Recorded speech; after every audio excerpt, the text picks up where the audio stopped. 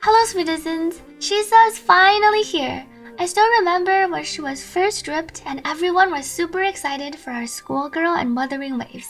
She is quite fun to play, and she's really cute, though as you'll soon discover, they wrote a novel for her skill descriptions. But don't worry, in this guide, I'll break it down and go over everything you need to know. First, here's the quick overview. Chisa is a negative status sub-DPS support and healer.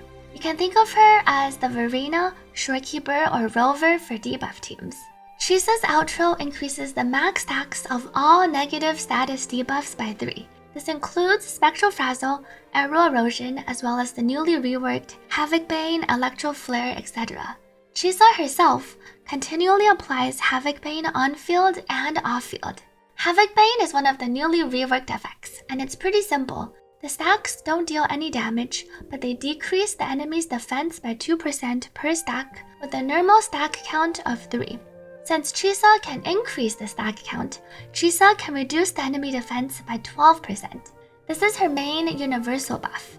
Chisa also gives a team-wide 18% defense ignore buff. However, and this part is important, only resonators that apply or deal negative status damage can get this buff. This means that currently, only Carti, Zani, Shakona, and Phoebe, as well as Chisa herself, can benefit. And since Chisa mainly buffs the negative status teams, and her own damage is too low to be a main DPS, there aren't many teams she slots well into right now, but I'll go into more details in the team section. Chisa does come with great grouping abilities though, and her debuffs transfer conveniently on enemy death, which makes it really great for Whimpering Wastes. Chisa can also heal and shield, and the numbers are decent.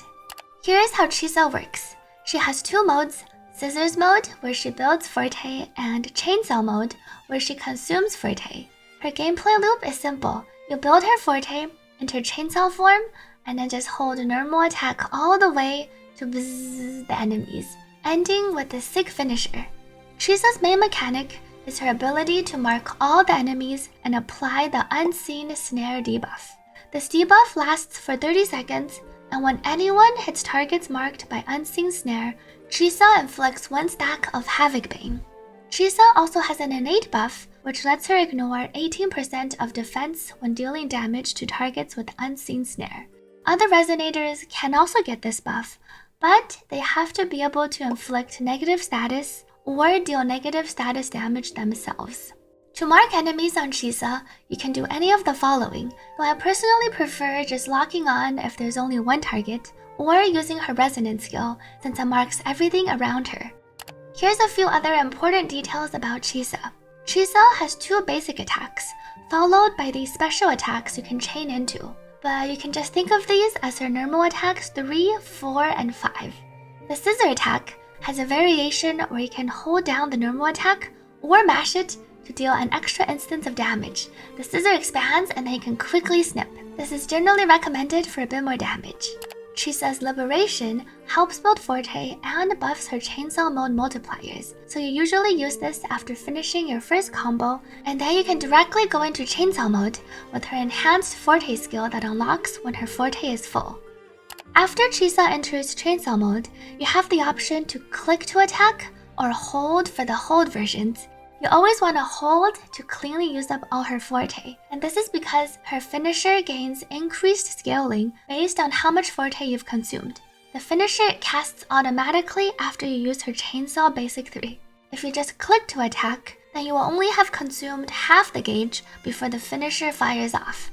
Meanwhile, the hold to attack perfectly consumes the Forte with 2 bzzz combos. Finally, as I mentioned earlier, Chisa can group enemies well.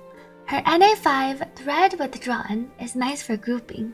Also, Chisa has this additional mechanic which has to do with her second Forte gauge here. This automatically regens over time and with enemy kills. If you have at least 10% of the gauge, Chisa can perform a glide in the air which pulls all the marked enemies. To trigger this glide, you'll want to dodge after the following. Oh, and Chisa can also hold her Forte skill to draw marked enemies together, though this does less damage than the normal click version, so only use it if you're trying to group. From my calculator, here is a level 90 Chisa's damage, healing, and shield numbers. In terms of healing, Chisa heals with her scissor attack, as well as her liberation. She also gains a decent shield after casting her chainsaw finisher. As you can see here, if you cast the chainsaw finisher with only half the forte, then the attack will do 25% less damage. Here's the rotation graphic for what I recommend for Chisa. In terms of Chisa's teams, since the majority of her buffs are unfortunately not universal, currently she only really slots into the Carti, Zani, or DPS Phoebe teams. Her best team will be with Carti and Shakona, where she replaces Arrow Rover or Shorekeeper as the last slot. For those without Shakona, you can also slot in Chisa to replace Shorekeeper or Arrow Rover. However, while Chisa is an upgrade on this team, the improvement is not that significant and will not be as noticeable as, for example, Carti with Shakona versus Carti without Shakona.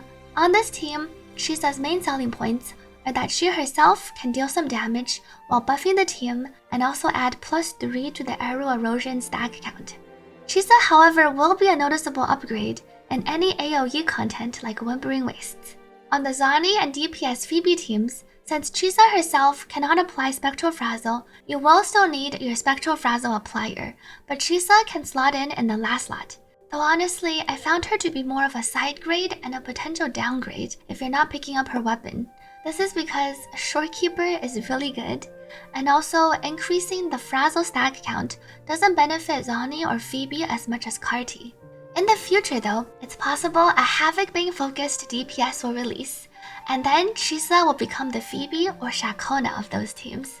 In terms of Chisa's weapon, her signature is strong because it can buff the team with 24% all attribute damage bonus. However, and this is important, this buff only applies to resonators that can inflict negative statuses themselves. So what this means is that Zani actually won't be able to acquire the buff, since her Heliacal Amber stacks does not count as a negative status. This weapon does buff herself, Carti, Phoebe, and Shakona, as well as any future negative status dealer. Here is the chart for the comparisons. For Chisa's build, she does have a new Nightmare Echo set to farm, but you can first run her on the healing set, and then swap her over once you have a decent 3+2.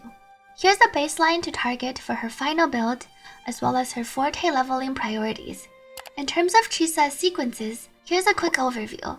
For those who want to invest further in Chisa, I recommend getting her signature first, and then potentially going for her S2 if you want more value out of her team buffs, or S3 if you want her to deal more damage.